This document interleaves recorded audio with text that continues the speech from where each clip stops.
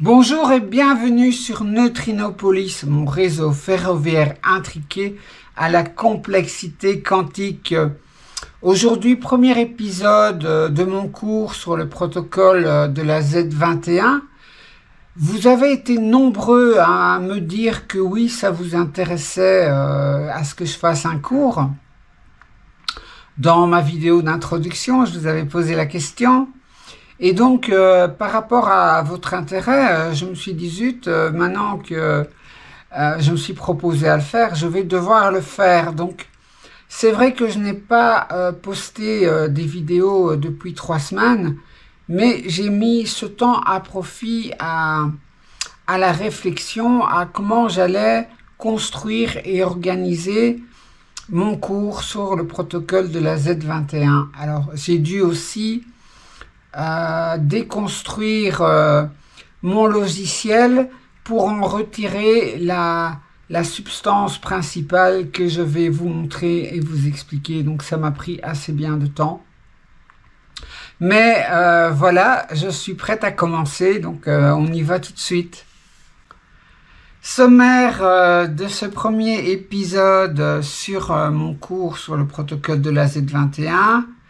Quel est le contenu de ce premier épisode? Eh bien, d'abord, en fait, je vais vous présenter le cours en global. Donc, le but que je me suis fixé, les intérêts que vous pourrez trouver à suivre ce cours, les limites aussi que je me suis données, et puis, que faire des sources des programmes que je vais vous donner. On verra quel est le document phare que vous devez avoir près de vous pour programmer le protocole de la Z21.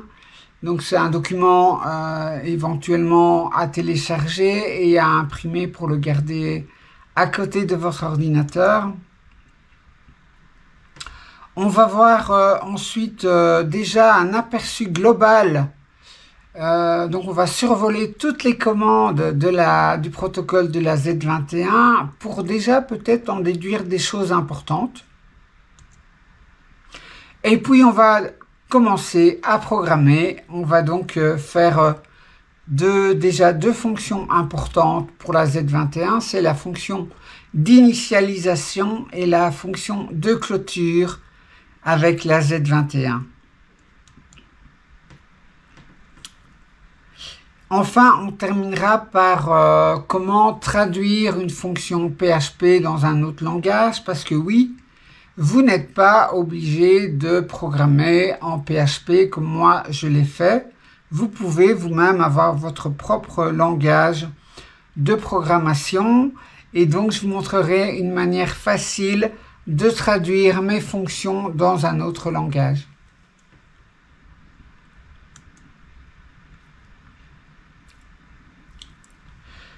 Alors, je vous présente mon cours sur le protocole de la Z21.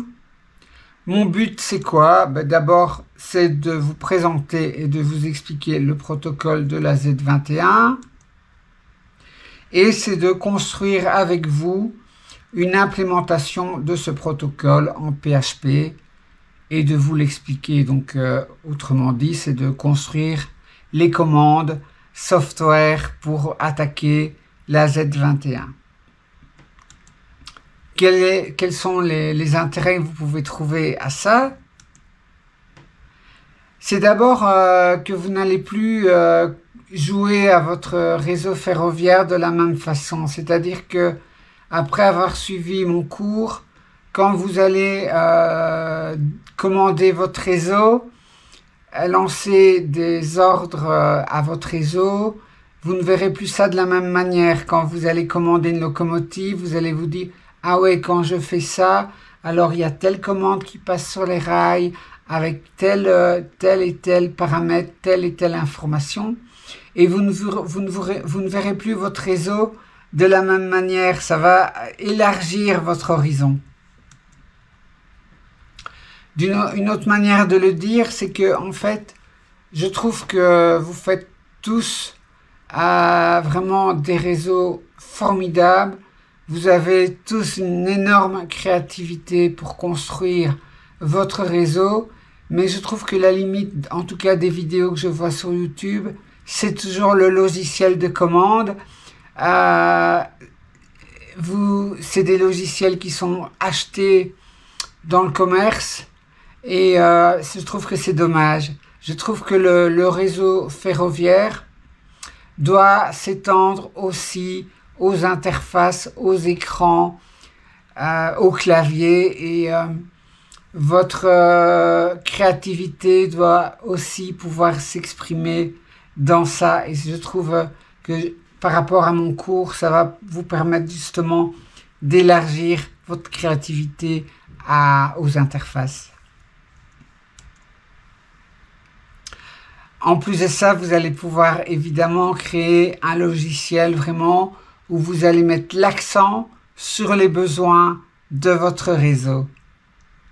Et vous allez faire vraiment un logiciel adapté vraiment à votre réseau. Quand même des limites, les limites que je me suis données, parce qu'il faut bien s'arrêter quelque part. Ce cours n'est pas un cours d'informatique. Ce cours n'est pas un cours de PHP.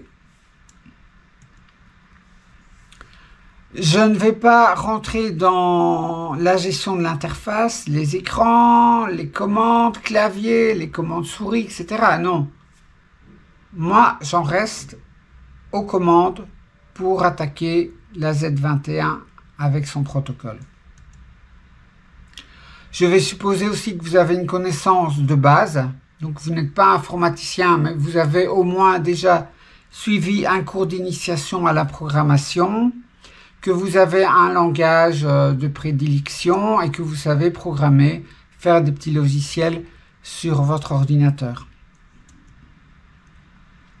Ce cours ne s'adresse pas aux informaticiens, aux experts, donc je ne vais pas faire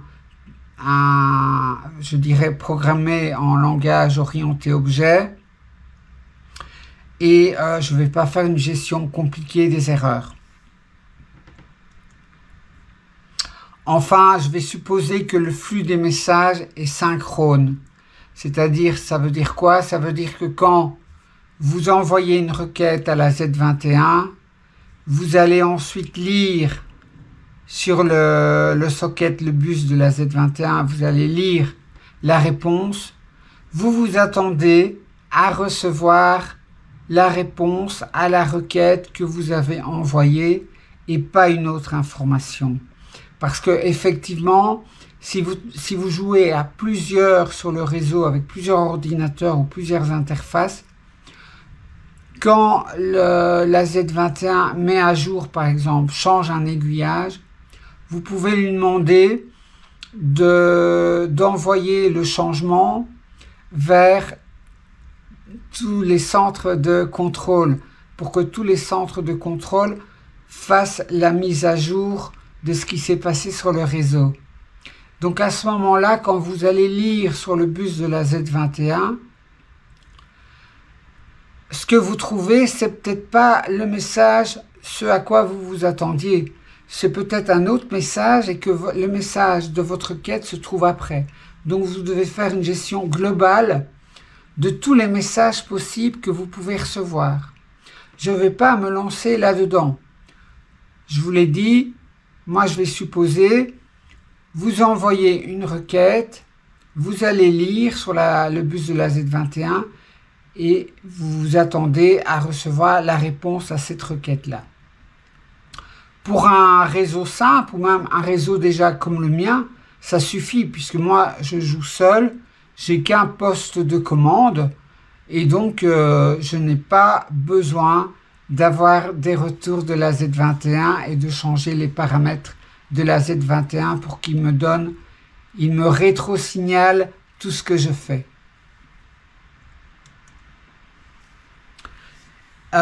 Et puis, donc je vais vous montrer les fonctions, je vais vous expliquer les fonctions dans mon langage de prédilection, le PHP, et donc ce sera à vous, ce sera votre petit travail de traduire mes fonctions dans le langage que vous utilisez sur votre ordinateur. mais je vous montrerai à la fin de ce cours comment faire ça très facilement.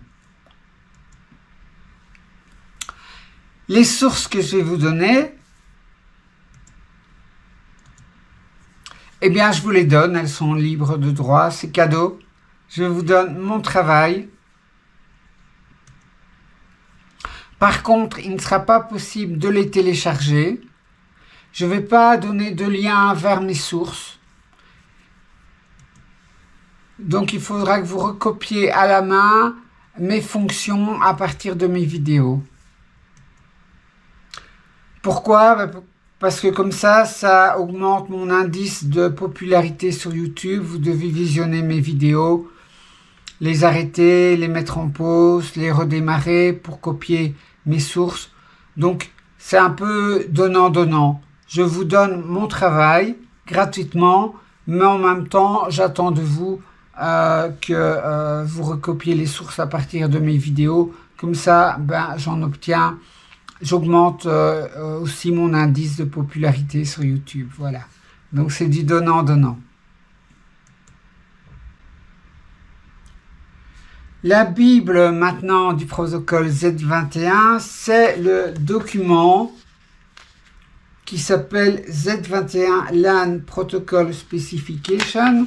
Alors, ce document, en fait, je vous conseille de le télécharger et même de l'imprimer sur papier et de l'avoir à côté de vous, à côté de votre ordinateur, parce que ce document, on va vraiment l'utiliser beaucoup, on va tout le temps aller dedans, on va tout le temps aller se référer à ce document.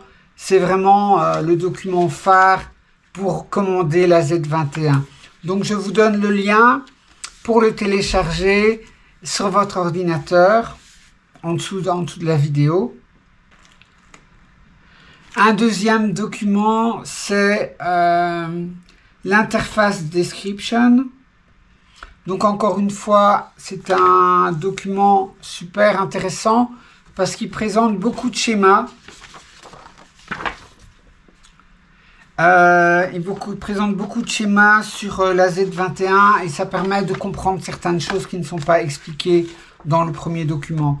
Donc, encore une fois, je vous donne le lien en dessous dans la description de la vidéo et je vous conseille de le télécharger et de l'imprimer.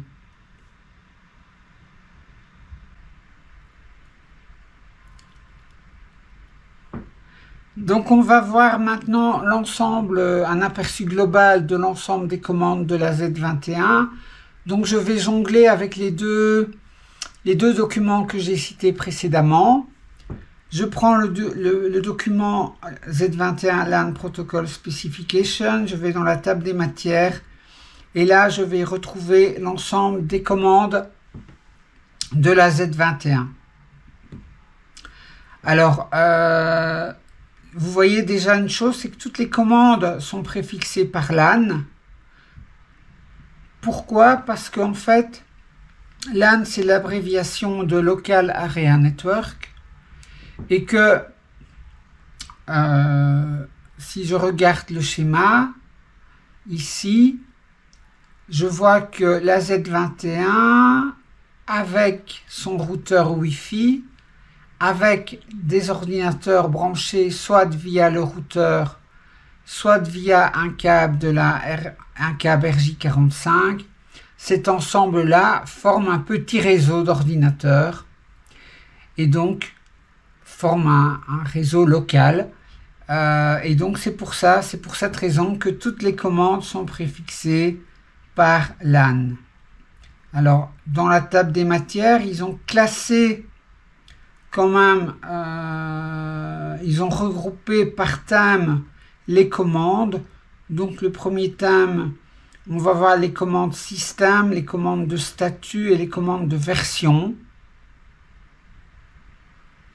LAN get serial number, c'est pour obtenir le numéro de série de la Z21. LAN logoff, c'est pour lorsqu'on a plusieurs ordinateurs connectés au réseau et qu'un ordinateur se déconnecte, il doit envoyer un message de logoff pour prévenir la Z21 qu'il n'est plus là. Donc ça se fait par ce message.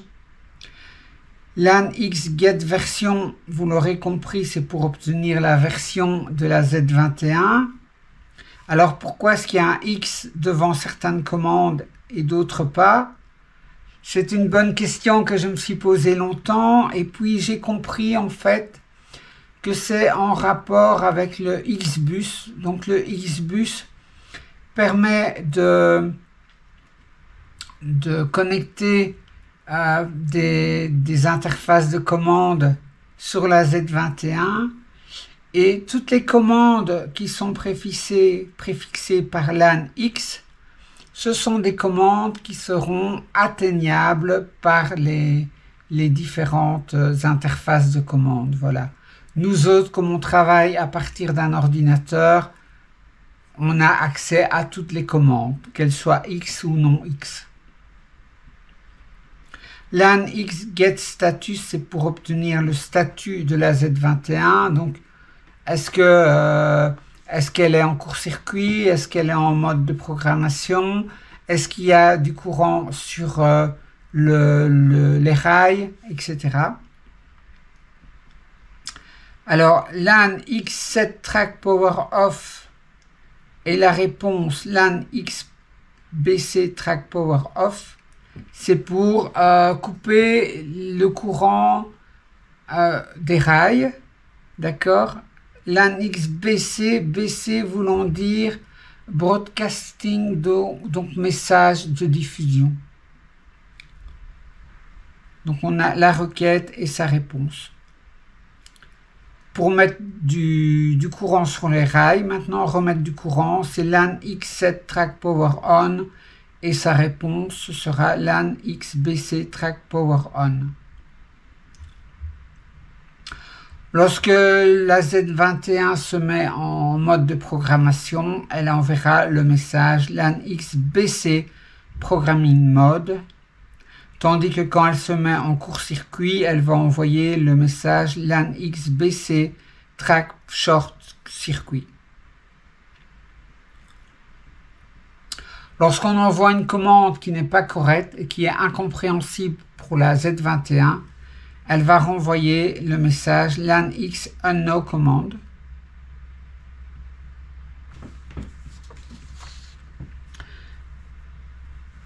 LAN X status change, c'est la réponse en fait à ce qu'on a vu précédemment, LAN X get version. Alors vous voyez que parfois la réponse se trouve tout près, juste en dessous de la requête, parfois non, comme ici, donc c'est pas facile. LAN X set stop, c'est pour mettre la Z21 en mode arrêt d'urgence et sa réponse c'est LAN X BC stop. LAN X get firmware version, c'est pour obtenir la version du firmware. Le firmware étant le petit programme, le petit logiciel qu'on peut mettre dans des composants électroniques. LAN set broadcast flags, c'est pour paramétrer, donner les valeurs des paramètres, spécifier comment la Z21 doit réagir à certaines requêtes. Est-ce que certaines requêtes nécessitent une réponse? Est-ce qu'on attend une réponse ou bien pas nécessairement? Donc c'est grâce à cette commande qu'on va pouvoir setter les flags. Et si on veut obtenir comment la Z21 est configurée à un certain moment, on va interroger en faisant LAN get broadcast flags. LAN system state get data et sa réponse LAN system state data change, c'est en fait on demande tous les paramètres système de la Z21 et ça c'est la réponse. LAN get hashway voulant dire hardware, donc LAN get hardware info, c'est pour obtenir le type de l'hardware et du firmware. LAN get code, c'est pour obtenir le statut pour une Z21 blanche, est-ce qu'elle est bloquée ou pas bloquée. Maintenant, on arrive aux paramètres, aux commandes de settings, donc pour paramétrer la Z21. Notez que ici, plus haut, on avait déjà vu des commandes de settings, LAN set broadcast flag, donc je ne sais pas pourquoi est-ce qu'ils ne l'ont pas mis ici. En fait, c'est simplement pour, en fait, ici, LAN get locomode et LAN set locomode, c'est pour dire si une locomotive roule dans le protocole DCC ou dans le protocole Motorola Marking. Donc set, c'est pour dire, voilà, la locomotive, par exemple, numéro 5 est dans le protocole Motorola Marklink. Et LAN get locomode, c'est pour, on demande, on dit la locomotive numéro 10, dans quel protocole roule-t-elle? LAN get turnout mode et LAN set turnout mode.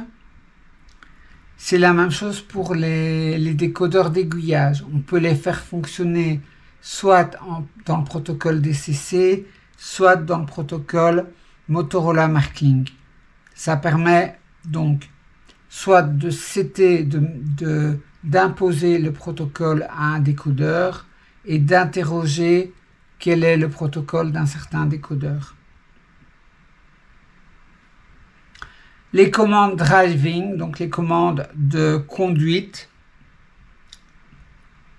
LAN X get loco info, ça demande toutes les informations d'une locomotive. Donc par exemple sa vitesse, son sens de déplacement et quelles sont les fonctions qui sont on ou off. LAN X set loco drive. Donc c'est pour conduire une locomotive et donc on va donner la vitesse et son sens de déplacement.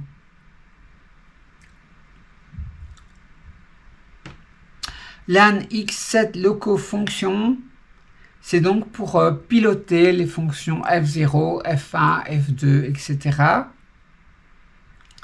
LAN X set loco function group, c'est pour piloter les fonctions F0, F1, F2, etc., mais d'un ensemble de locomotives. Donc en un ordre, en une commande, on s'adresse à plusieurs locomotives en même temps. Et LAN X7 loco binary state, c'est pour envoyer une commande en binaire en une locomotive. Alors, j'ai pas très bien compris. C'est peut-être par rapport à certains décodeurs spécifiques, des anciens décodeurs qui ne sont pas en DCC, on enverrait une commande en mode binaire, donc dans un protocole qui est inconnu, donc on envoie la commande sous forme de 1 et de 0. Je n'en sais pas plus. LAN X loco info, eh bien ça c'est la réponse à LAN X get loco info. LAN X set loco stop, c'est pour mettre en arrêt d'urgence une seule locomotive. LAN X purge loco, c'est pour purger toutes les commandes qui sont en attente pour une locomotive. Donc si à un moment donné la Z21 n'en sort plus parce qu'elle reçoit trop de commandes, elle les met en attente pour les exécuter les unes à la suite des autres, et on peut alléger le traitement de la Z21 en allant effacer toutes les commandes relatives à une locomotive qui ne sont pas encore exécutées. On en arrive à la rubrique switching. Alors switching, c'est pour commander les décodeurs qui positionnent soit les aiguillages, soit les accessoires. Alors la commande principale dans cette rubrique, c'est LAN X set turnout. Turnout en anglais voulant dire à aiguillage. Donc c'est la commande qui permet de positionner un aiguillage, soit courbe, soit droit. Donc c'est une commande vraiment hyper importante. Par contre, la commande avant et la commande suivante, c'est pour si jamais on n'avait pas de mémoire. Donc on donnait des ordres à la Z21, mais on n'a pas de quoi mémoriser la position des aiguillages. Donc LAN X turnout info, on dirait à la Z21, l'aiguillage 10 est dans la position courbe et mémorise cette information. Et puis quand on a besoin de savoir quelle est la position d'un aiguillage, on dirait à la Z21 avec LAN X get turnout info. Z21, l'aiguillage numéro 10, dis-moi s'il est courbe ou droit. Voilà. Donc ces deux commandes-là, on ne va pas les utiliser puisqu'évidemment dans un ordinateur, on a toute la mémoire qu'on veut et on va mémoriser évidemment la situation du réseau dans l'ordinateur et on n'a pas besoin de la Z21 pour faire ça. Les trois commandes suivantes, c'est exactement les mêmes commandes que pour les aiguillages, mais c'est pour les décodeurs d'accessoires, pour positionner les accessoires. On en arrive maintenant aux variables de configuration. Hein, donc c'est intéressant. Donc c'est pour essentiellement paramétrer le décodeur d'une locomotive ou paramétrer un décodeur lui-même. Donc LAN XCV read, c'est pour lire la valeur d'une variable de configuration sur le rail de programmation. LAN XCV write, c'est pour écrire une valeur dans une variable de configuration, toujours sur le rail de programmation. Quand on fait un LAN XCV read, on va recevoir la réponse LAN XCV NAC SC voulant dire court-circuit et NAC voulant dire no acknowledge. Donc en fait c'est quand le rail, la Z21 est en court-circuit en fait. Et donc il ne sait pas donner le retour de la valeur de la variable de configuration. Donc il va envoyer ce message-là. S'il ne sait pas l'envoyer pour une autre raison, il va envoyer le LAN XCV NAC.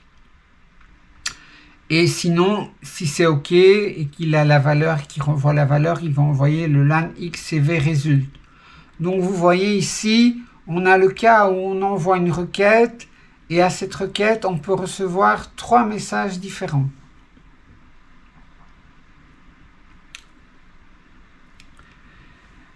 Alors, on en arrive aux commandes avec POM. POM, c'est pour donc c'est l'abréviation de Programming on Man. Donc c'est pour les décodeurs qui ont la possibilité d'être programmés sur la voie principale. Donc c'est les nouveaux décodeurs essentiellement. Alors pour écrire la 1 byte dans une variable de configuration d'un décodeur de locomotive, c'est LAN XCV POM write byte. Pour lire la valeur d'une variable de configuration d'un décodeur de locomotive, c'est LAN XCV POM read byte. Et pour écrire non pas un byte, mais travailler au niveau de la valeur d'un bit, d'un décodeur d'une locomotive, c'est LAN XCV POM write bit. On a les 3 mêmes commandes, le pendant de ces 3 commandes-là, mais non plus pour un décodeur de locomotive, mais c'est pour un décodeur d'accessoires. Donc notamment le décodeur d'accessoires 10836 qui commente les aiguillages, on peut le paramétrer avec ces commandes-ci.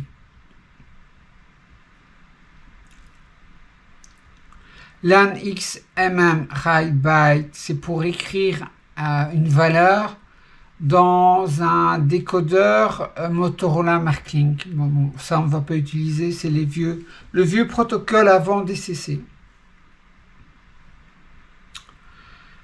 Et LAN X DCC read register et LAN X DCC write register, on ne va pas utiliser non plus.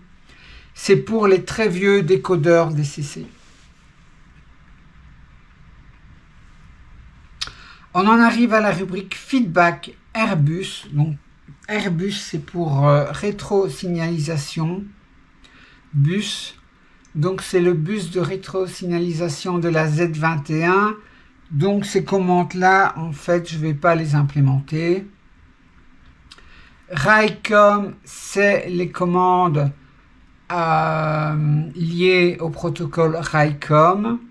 Donc on peut interroger un décodeur d'une locomotive qui implémente le protocole RICOM. On peut l'interroger et recevoir tous ces paramètres en utilisant RICOM get data. Et la réponse sera LAN RICOM data change. La rubrique LocoNet, c'est pour le protocole LocoNet. Donc, c'est un protocole qui est moins performant que le DCC. Je n'ai pas d'accessoire LocoNet, donc je ne vais pas implémenter ces commandes.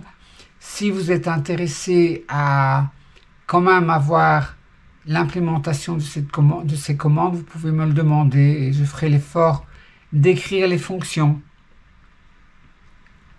CAN, c'est pour le bus CAN, hein. Donc LAN CAN Detector, c'est pour interroger un détecteur 10836 par le bus CAN. Et alors les 4 commandes suivantes, c'est pour adresser des ordres au booster qui est via le bus CAN. Donc ça, je ne vais pas implémenter non plus puisque je n'ai pas de booster pour l'instant. Voilà, vous pouvez me demander de le faire si ça vous intéresse. Alors, on arrive à la fin. Z-Link, donc je ne vais pas implémenter. Donc c'est pour essentiellement le bus Z-Link. Je ne vais pas implémenter puisque moi je branche pas, j'ai aucun accessoire qui est branché via ce bus là. Si je vous donne quand même quelques explications, LAN booster, cette description, c'est pour donner un nom à un booster. LAN booster get description, c'est pour récupérer le nom qu'on a donné au booster. LAN booster system state get data, c'est pour obtenir les paramètres système d'un booster, donc sa température, son voltage, son ampérage, et le résultat, la réponse sera dans le message LAN booster system state data change.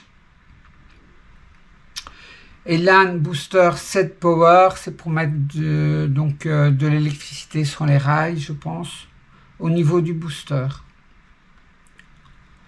Donc ici on a les commandes pour attaquer un décodeur 10836 ou 10837 par le bus Z-Link. Et c'est la même chose en fait, c'est pour nommer le nom d'un décodeur, obtenir le nom d'un décodeur, obtenir les paramètres système d'un décodeur. C'est la même chose. Je ne vais pas implémenter. Et enfin, fast clock, c'est pour accélérer l'horloge du processeur de la Z21, d'après ce que j'ai compris.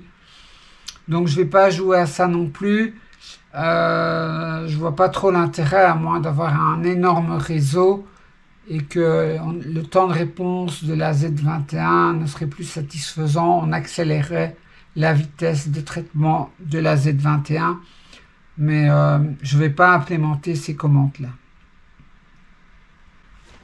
Alors, qu'en déduire de tout ça? C'est assez complexe. Il y a des commandes qui ne nécessitent pas de réponse. il y a des commandes qui nécessitent une réponse, mais qui ont le même code, le même nom que la requête. Il y a des commandes qui nécessitent une réponse, mais la réponse peut se présenter sous plusieurs formes de messages. Première chose.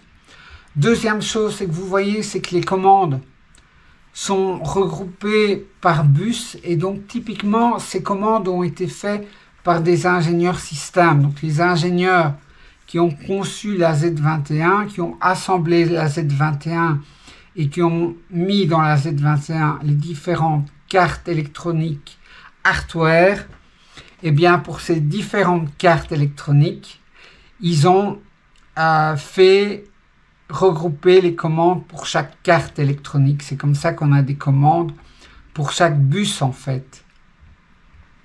Donc ce sont des commandes de bas niveau qui sont difficiles à comprendre et qui ne correspondent pas à ce qu'on voudrait pour construire une belle interface de commande pour commander son réseau.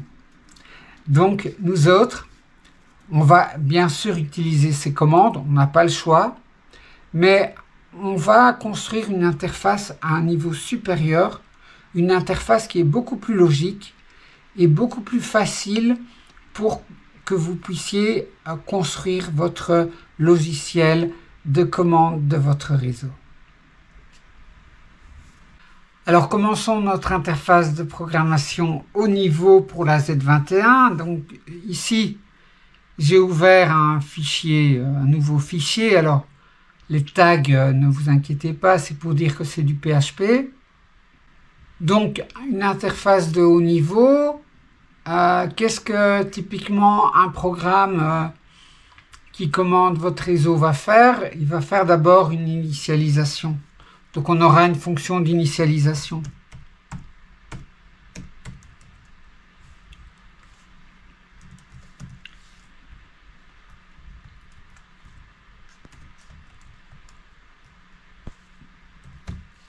Voilà. Puis votre programme, il va faire plein de choses. Et puis à la fin, quand il va se terminer, il faudra une fonction de clôture. Donc voilà. Ça, c'est la fonction de fin avant de sortir. Entre les deux, vous aurez tous vos ordres. Donc typiquement, par exemple, un ordre, c'est par exemple positionner un aiguillage dans courbe ou droit. Donc on aura une fonction positionner, aiguillage, et comme dans les paramètres de la fonction, on va d'abord dire identifier l'aiguillage, donc on donnera son numéro.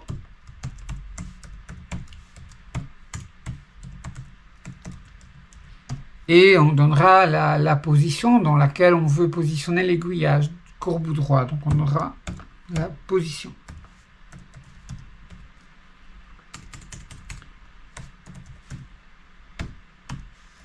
Voilà. D'accord?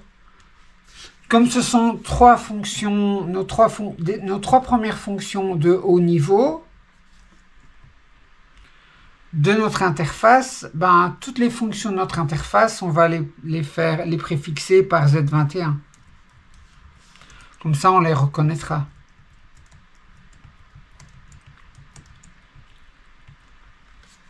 D'accord? Alors on va commencer à programmer la fonction d'initialisation. Donc je la déclare.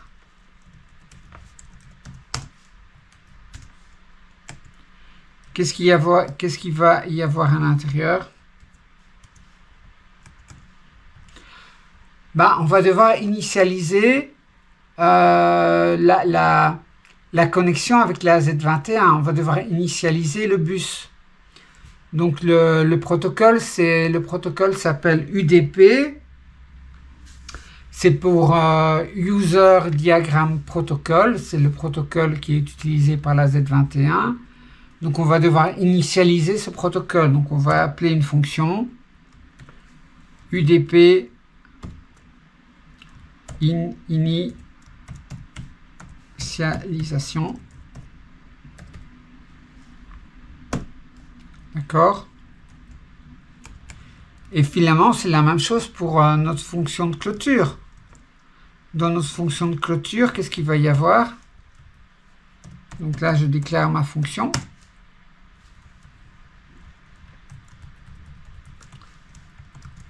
Et dans ma fonction de clôture, il va y avoir une fonction de clôture du protocole UDP. Donc on aura UDP clôture. Alors ce que je fais pour que ce soit plus lisible, c'est que j'entoure le nom de la fonction par des barres. Comme ça met le nom de la fonction en valeur. Et quand je veux retrouver une fonction, c'est plus facile, quoi. Je vais chercher le nom entre les barres. Et puis, les informaticiens, ils aiment bien faire des en-têtes. Et dans l'en-tête, c'est mettre un résumé de ce que le fichier contient. Voilà, une manière de faire pour résumer le fichier. Voilà. Dans ce fichier, j'ai des fonctions qui commencent par Z21, qui sont les fonctions principales de mon interface. J'ai mon initialisation, une fonction pour positionner l'aiguillage et ma clôture. Puis, j'ai des fonctions qui commencent par UDP, qui sont les fonctions pour gérer le socket. Le socket, c'est le mot pour dire le tuyau de communication entre deux ordinateurs. Donc ça gère le socket qui a le protocole UDP. Donc on a un UDP initialisation et UDP clôture. Alors maintenant on va implémenter nos deux fonctions UDP. Donc la fonction UDP, en fait, je vous la donne. On définit d'abord une variable. Alors cette variable, en fait, c'est la variable qui contient, en fait, qui référence la communication, donc le socket, le tuyau. Donc cette variable, on va la mettre globale, c'est-à-dire que cette variable est accessible partout dans le programme, parce que on en aura besoin ailleurs. Donc on la met globale pour qu'elle soit accessible partout et pas uniquement dans la fonction, donc elle existe même en dehors de la fonction. Et puis ce qu'on va faire pour initialiser le socket, on va le faire en deux temps. D'abord on va créer le socket, ça se fait par socket create. Et alors quand on crée le socket, on dit exactement les paramètres qu'on veut comme socket. Donc on va dire AFINET, c'est la famille d'adresse IP à utiliser. Sock diagramme, c'est pour dire le type de socket. On va communiquer par diagramme. Et enfin, le troisième paramètre, sol UDP, c'est pour dire le protocole à l'intérieur du socket. On va utiliser le protocole UDP. Alors, c'est les paramètres standards pour une communication standard entre deux ordinateurs. C'est vraiment les trucs standards, d'accord? Donc, je vous les donne.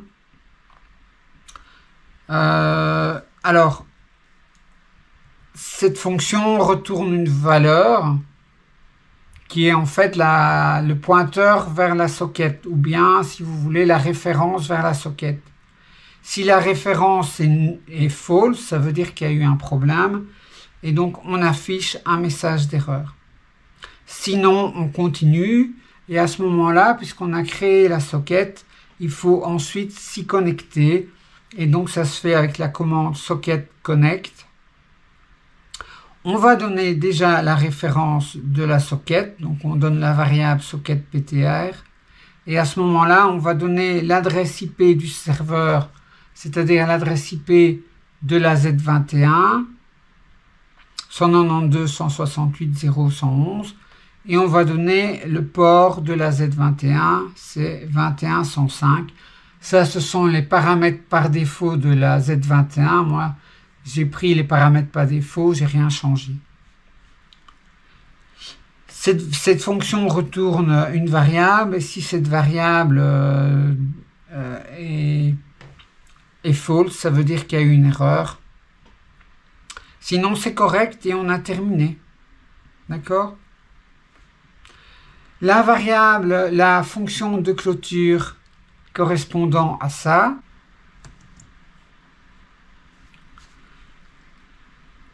c'est notre fonction UDP clôture. Encore une fois, on a besoin de notre variable socket PTR.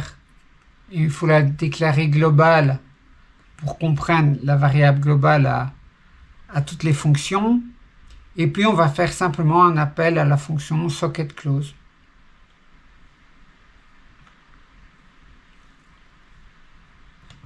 Donc ici, si je mets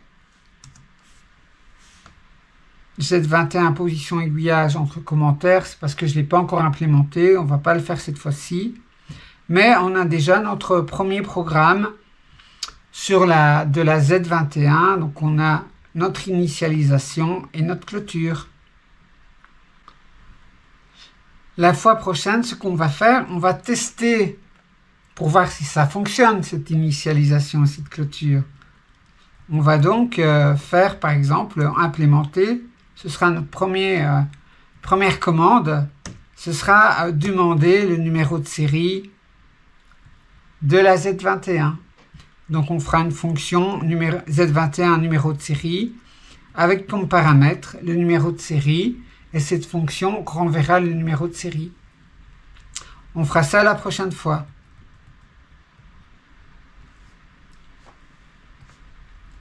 En attendant, je mets ça entre commentaires et je peux déjà la mettre dans mon en-tête. Comme ça, c'est prêt pour la prochaine fois. Alors, ce premier petit programme, on peut le tester déjà. Hein, parce que si ça ne fonctionne pas, on aura déjà des erreurs. Donc, je vais le sauver. Et je vais l'appeler par exemple test. Test.php. Je ne dois pas oublier de connecter mon ordinateur à mon réseau LAN. Donc je vais aller dans mes paramètres Wi-Fi. Et dans mes paramètres Wi-Fi, puisque j'ai mon réseau qui est allumé, j'ai ma Z21 qui est allumée dans ma salle de train, je trouve ici le Wi-Fi du routeur de ma Z21 et je ne dois pas oublier de m'y connecter. Donc je l'ai appelé Neutrinopolis.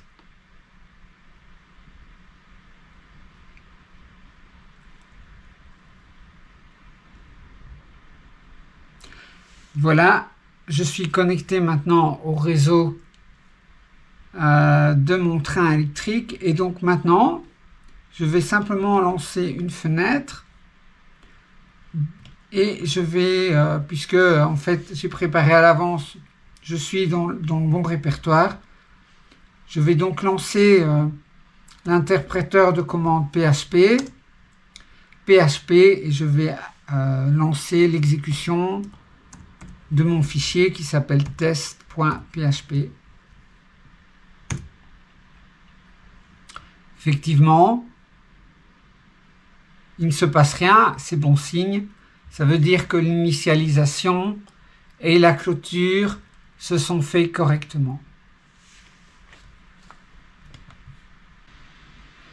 Alors, je termine cette vidéo en vous montrant comment on peut traduire une fonction PHP dans un autre langage, puisque vous n'êtes pas obligé de travailler en PHP comme moi.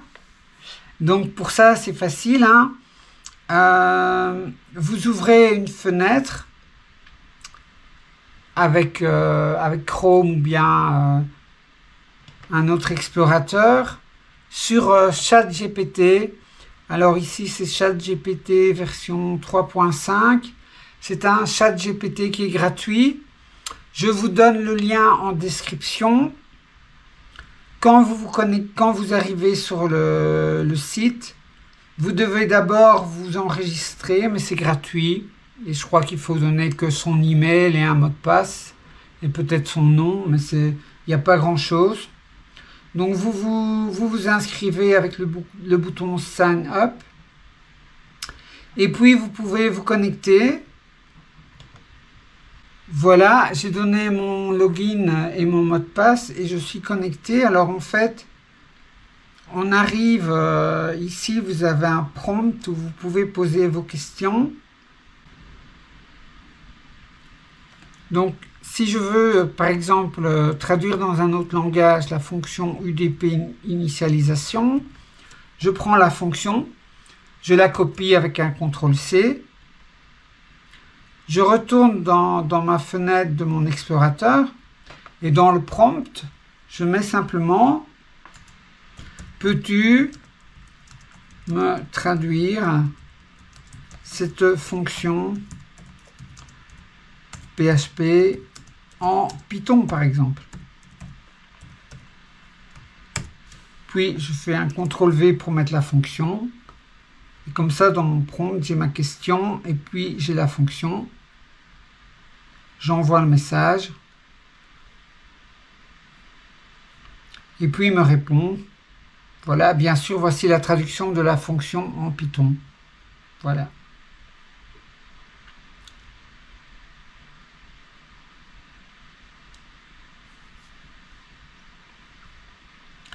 Et alors, vous avez un bouton ici pour reprendre tout ce qui est dans la fenêtre. Vous pouvez faire un copier en cliquant ici. Voilà, c'est fini pour aujourd'hui. Alors, dites-moi ce que vous avez pensé de ce premier cours sur le protocole de la Z21. Faites-moi vos remarques, donnez-moi votre feedback, comme ça je peux aussi, dans les prochaines vidéos, tenir compte de ce que vous me dites. Mais en tout cas, sur les rails de la créativité, merci d'avoir voyagé aujourd'hui avec moi. Mais n'oubliez pas que la prochaine station, c'est la vôtre. Salut, au revoir, à bientôt.